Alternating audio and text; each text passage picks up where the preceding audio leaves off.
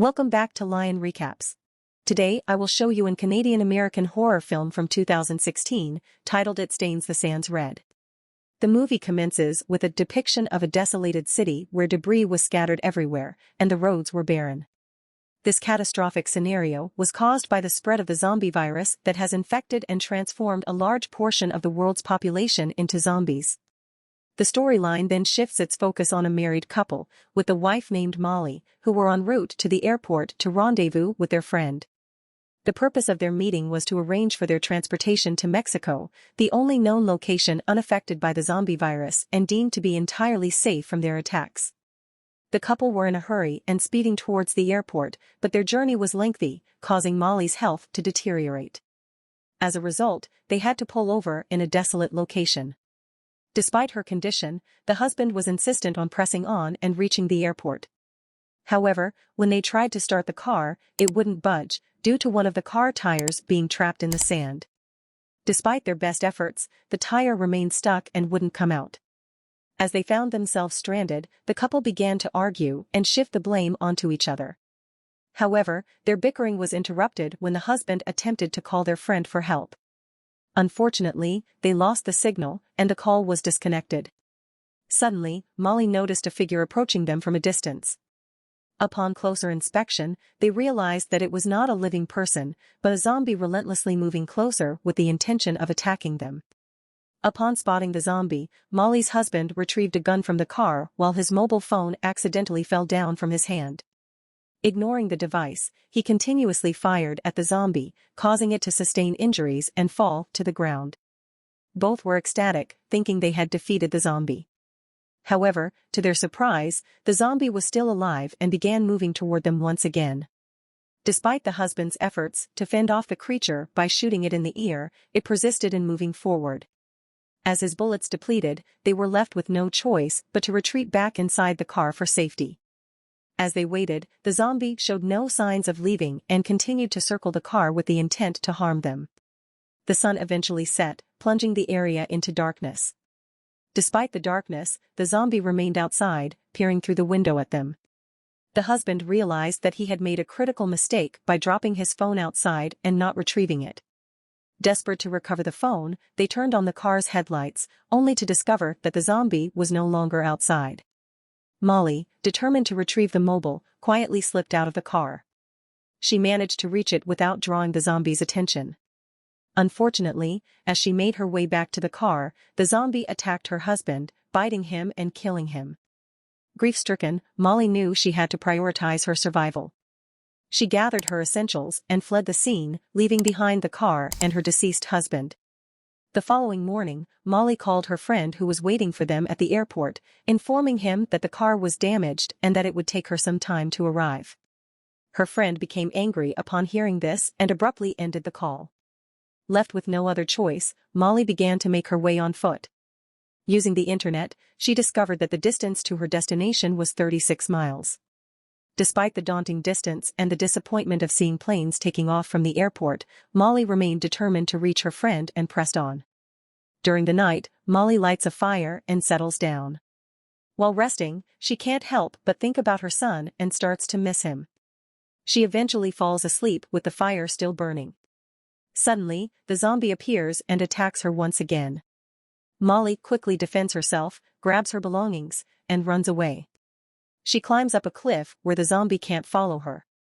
The following day, she notices the zombie remains situated near the cliff, indicating its proximity to her and its relentless pursuit. Thus, she collects her belongings and resumes her attempt to escape. Despite the zombie's gradual pursuit, its sluggish movements enable her to maintain a considerable distance. However, when Molly halts momentarily, the zombie resumes its advance toward her, prompting her to hurl a stone in an effort to deter it. Despite her attempt, the zombie persists and continues to approach her, and as nightfall ensues, the situation remains unchanged. As a result, Molly decides to start a fire near a cliff and rests there, aware that the zombie would not be able to climb up the cliff and harm her. The following morning, she receives another call from her friend, who grants her one last chance to meet them at the airport by tomorrow morning. Molly understands that this is her final opportunity to escape and save herself. As a result, she resumes her journey, despite the zombies' persistent pursuit. Molly's food and water supply had depleted, leaving her weak and dehydrated. Additionally, the rising temperatures made the situation worse. Despite the danger of the pursuing zombie, she couldn't rest, as it could attack her at any moment. However, exhaustion took over, and she struggled to keep her eyes open. Suddenly, a massive sandstorm appeared, and she found herself trapped with the zombie in the midst of it. The intensity of the storm caused her to lose consciousness.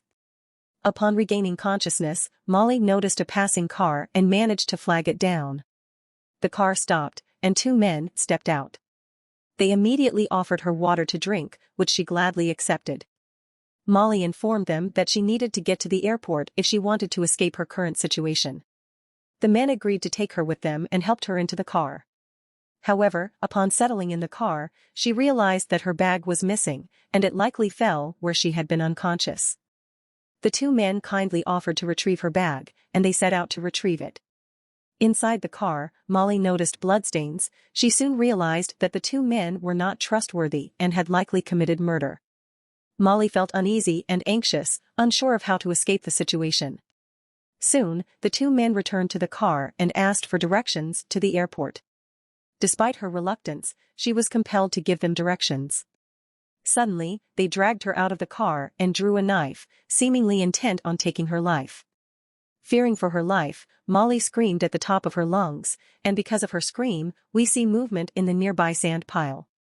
Suddenly, the same zombie that had been pursuing Molly for days emerged from the sand. It turned out that the zombie had also been caught in the sandstorm and had been rendered unconscious. Upon regaining consciousness, the zombie made its way toward the area where Molly was being attacked by the two men. In a swift and violent attack, the zombie bit one of the men. The other man, terrified, fled the scene in the car, leaving behind some of the food supplies and provisions, which fell near Molly. Molly found herself once again stranded in the desolate desert, with the zombie still in pursuit. Molly was conflicted about whether to trust the zombie or not. Despite being a zombie, it saved her life from the two men. However, Molly was still cautious and unsure about the zombie's true intentions. She had found a boat that had fallen off the car and had loaded her luggage into it. But due to exhaustion, she was unable to pull the boat herself. So, she decided to trust the zombie and tied the rope of the boat around its neck. To her surprise, the zombie started pulling the boat, and she continued to move forward alongside it. Molly felt a sense of friendship towards the zombie and decided to confide in it. She shared her life story, explaining that she was a former dancer who had married young and had a son. Due to her inability to care for him properly, she had given her son to her sister to raise. She missed him dearly and wished to be reunited with him someday. In the meantime, Molly decided to teach the zombie everything she knew. If it obeyed her, she would take it with her, and if not, she would leave it in the desert. However, to her surprise, the zombie was attentive and seemed to listen to her every word. Molly and zombie continued their journey and eventually reached the main road. Here, Molly patiently waited for a passing car to help them leave the area. However, their wait was interrupted by the sudden arrival of several army vehicles. Concerned about the safety of the zombie, Molly quickly hid him from view, knowing that the army would kill him if they saw him. Bravely, Molly stepped forward to confront the approaching soldiers. Unfortunately, some of them mistook her for a zombie and aimed their weapons at her. Despite this, she managed to explain that she was a human in need of assistance. Finally, with her pleas heard, the zombie emerged from hiding to stand beside her. The soldiers were initially hostile towards the zombie, poised to shoot him on sight. Despite Molly's pleas for mercy, one of the soldiers fired his weapon, wounding the zombie. The injury only served to enrage the undead creature, and he lashed out at Molly, biting her finger. Molly quickly realized the gravity of the situation, knowing that the zombie virus could now spread to her body through the bite. She acted swiftly, grabbing a stone and smashing her finger, cutting it in the process.